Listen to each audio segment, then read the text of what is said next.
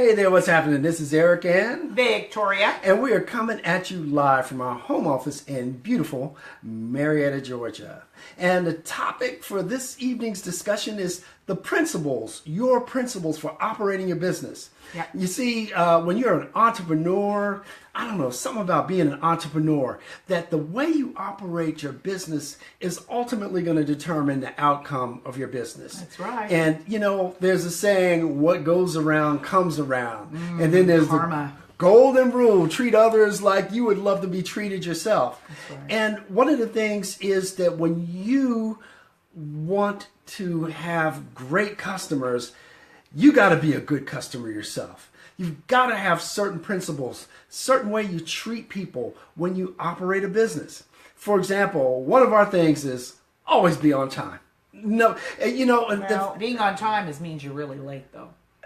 being on time is being late.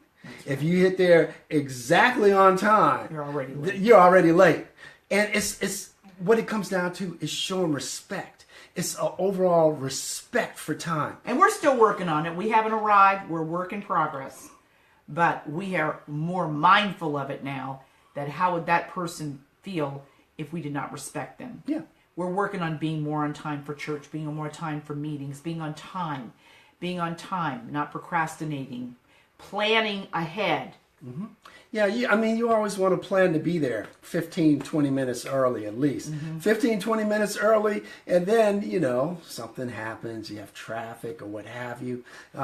But yeah, definitely focus on being on time. When you're conducting your business, or let's say, for example, you're the customer. Let's say you're considering someone else's offer and they make an appointment, they schedule an appointment. You want to be on time. Because that's the way you want to be treated, right? Yeah. You know, and then, oh God, the worst thing is not showing up. Oh my God. And not calling to say you're not showing up. Not showing up for an appointment. Everybody's got a cell phone. Some people have 2 or 3. Pick up the phone and call.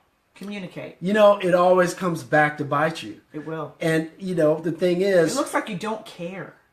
Well, it's pet peeve of mine. It's all about being a professional. Yeah. You know, you want to be a strong professional in your business, and when you're a strong professional in your business, that's the vibe you're going to give off. And as a leader, people are looking at you. Yeah, you're going to attract other people that are professional minded. You know, if you're projecting your professionalism, chances are you're going to attract other people like that. That's right. But if you have very low standards for performance or being on time, other people will pick that up and you're going to be attracting the wrong people. You definitely don't want to do that. Follow the leader. Follow the leader. You know what? The other thing is... Weak leader, weak team. Weak leader, weak employees. Weak leader, weak everything. Absolutely. It starts at the top. Starts with you. You want to be a great customer. You want to look at some of the leaders in your particular industry, and you want to purchase some of their products.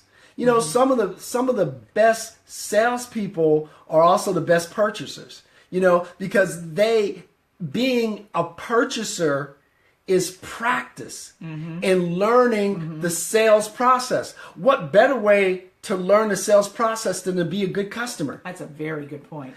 If you understand what makes you what makes you purchase, you're gonna become a better salesperson. You are. And it's important to think about it. Think about the last purchase you made that you really enjoyed, the last product you purchased that you really enjoyed, and get a view in your mind of that entire process. What steps had to take place in order for you to purchase that thing? Maybe it was the favorite car you wanted to purchase. That's right. Or maybe it was purchasing that house. I want you to think about it, a situation where you had a very positive outcome from a purchase. That's good. You know, I've heard it said that if a salesperson is really, really good, seasoned salesperson, you don't even think of them as a salesperson. You think of them more as a friend or someone that's guiding you into that purchase. Advisor, consultant. That you really wanted to make anyway. Yeah. And so if you're a good customer and you purchase things, Victoria and I are purchasers. We purchase training from people in our industry because we want to get better at what we do and we want to understand the industry better. But part of that process is understanding the overall sales process. It's a psychological thing. And I've noticed the people that make the most money in network marketing or online or just business period, they purchase. They purchase things to learn. They got mentorship. They purchase. They're willing to buy even a little $27 or $47 product. And as a result, it becomes a habit. When you purchase, guess what? You also have people that purchase from you. Mm-hmm. And people that are usually cheap and stingy and real stingy and they don't want to spend money, guess what? They don't usually have people that purchase from them.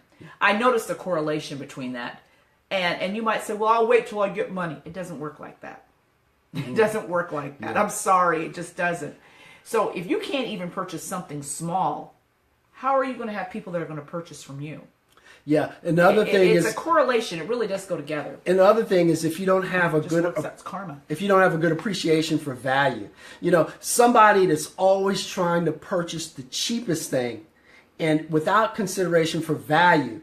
Now you want overall value, which means a combination of price and the best quality features that are going to benefit you. Yeah. But the thing is, if you are always looking for strictly the cheapest thing and you don't have an appreciation for value, guess what you're going to do? When you're trying to market your products, you're going to in the back of your mind, you're going to assume that nobody's going to be willing to pay for that. It's a it comes back. It's going to bite you. Because what you're doing is you're projecting. You're projecting what you feel. What you feel. Nobody would buy that, and guess so, what? They're not going to buy your product. So, if you think that way, that's what you're projecting.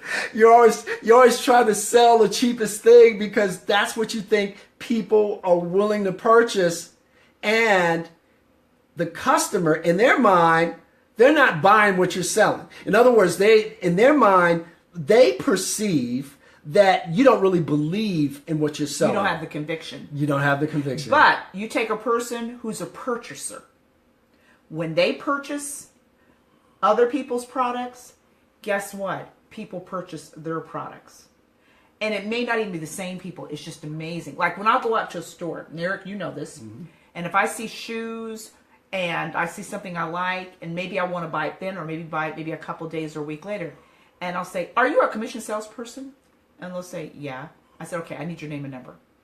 Because I've been doing this for like 20 some years, maybe even longer than that, I automatically have a loyalty in my heart mm-hmm. because I know what it's like to bust my butt and work hard and then someone come behind me and take credit for what I did the groundwork for. Right. But it always comes back. So therefore, that person that's selling me shoes or whatever, I always make sure that I get their name and number. Am I good about that? You always do that. Because it's what goes around comes around. And being in marketing and sales, or you wanted to be a business owner or successful in whatever you're doing, think in terms of how did you treat that person? I guess it's all about how you treat somebody mm-hmm. because karma, what goes around, I mean, life is full circle, honey. You reap what you sow. And so if you are generous with other people, guess what? Generosity will come to your door. It's basically good practice. Yeah, it is. And you want to establish great practices for your business. And you want to think that way. And you want to have the feeling and the belief that if you follow certain steps that that your coach or your mentor has directed you to do, and if you establish great business practices, the success will come to you. It will ultimately come to you. It's inevitable. Success is inevitable. When you treat people the right way, when you have integrity, when you're honest in your business, success is inevitable. When you operate and Victoria says it all the time, when you practice excellence mm-hmm. in your business, success is inevitable. It has no choice but to follow. All right. Well, that's our quick message for this evening. Yep. By the way, guys, if you find value in the information we're providing and you like additional information, just type info in the comments. Try to figure out what to put there. And info, yeah. Respond. Type info in the comments. Lots of info for you. Yes, and we'll get right back to you. But with that, we hope you're having a great evening. And if not, let's make it a great one. And remember, excellence always prevails.